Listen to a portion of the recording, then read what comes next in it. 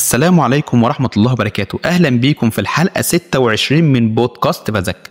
احنا خلاص قربنا نودع رمضان وكلنا حاسين بفرحة العيد اللي جاية، بس قبل ما نوصل لليوم ده في حاجة مهمة جدا لازم نفتكرها وننفذها قبل ما ندخل على العيد، وهي الحاجة دي بتكون زكاة الفطر.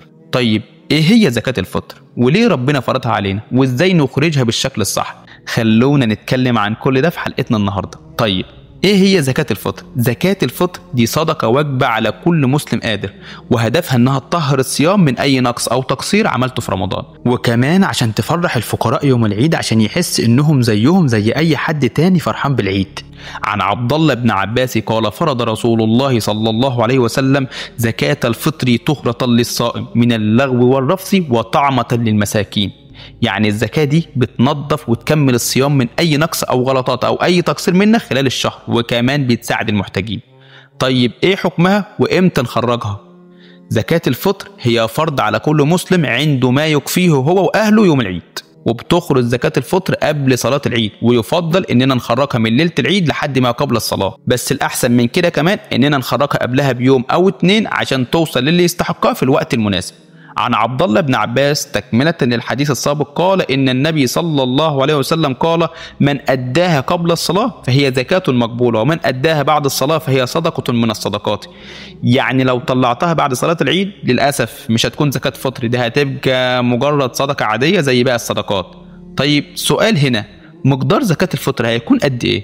النبي صلى الله عليه وسلم حددها بصاع من الطعام، والصاع ده تقريبا حوالي 2.5 كيلو من الحبوب اللي الناس بتاكلها في البلد، زي القمح او الارز او التمر او اي حاجه من الاكل الاساسي.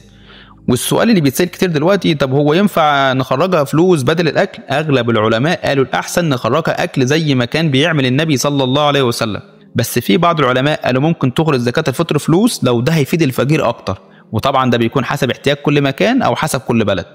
طيب مين اللي لازم وواجب عليه يخرجها؟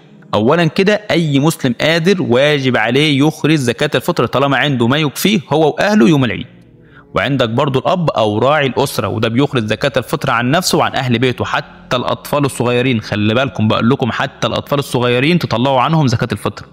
وبرضه الست المتجوزه او اللي مش متجوزه، والست المتجوزه بيكون جوزها هو اللي بيخرجها عنها. طيب لو مش متجوزه ولكن عندها القدره على اخراج الزكاه، ففي الحاله دي هي اللي بتخرج زكاه الفطر عن نفسها.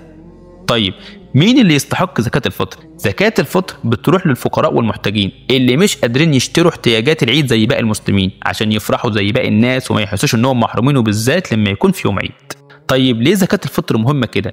أول حاجة لأنها بتطهر الصيام، لأن مهما حاولنا نحافظ على صيامنا أكيد في لحظات ضعف أو غلطات ممكن نعملها وإحنا مش واخدين بالنا، ودي بتنقص من صيامنا، وزكاة الفطر بتكمل النقص ده. وتاني حاجة إنها بتفرح الفقراء، بتخليهم يشاركوا في فرحة العيد من غير ما يحسوا بأي نقص أو حزن ما بين المسلمين. تالت حاجة إنها بتعلمنا الإحساس بالغير، لما تطلع زكاة الفطر بتحس بالمحتاجين، وده بيزرع فيك الرحمة والتواضع لله في قلبك. واخيرا قبل ما ننهي حلقتنا النهارده عايز اقول لكم ان زكاه الفطر مش مجرد صدقه عاديه، دي عباده عظيمه بتكمل صيامنا اللي نقص خلال الشهر، وبتساعد المحتاجين وبتفرحهم في العيد، فلازم نطلعها في وقتها ونعرف انها فرض مش اختيار. اللهم اجعلنا من الذين يخرجوا الزكاه بقلوب صافيه لله عز وجل، وتقبل منا صيامنا وقيامنا، واكتب لنا اجر كل عمل صالح خالص لوجهك الكريم، امين يا رب العالمين. ما تنساش تشارك الحلقه مع كل اللي حواليك، يمكن تكون سبب في انك تفكر غيرك ويخرج زكاة الفطر في وقتها، والدال على الخير كفاعله. دمتم في رعاية الله وحفظه، أشوفكم في الحلقة الجاية إن شاء الله. كان معكم أحمد رفعت من بودكاست فذكر، والسلام عليكم ورحمة الله وبركاته.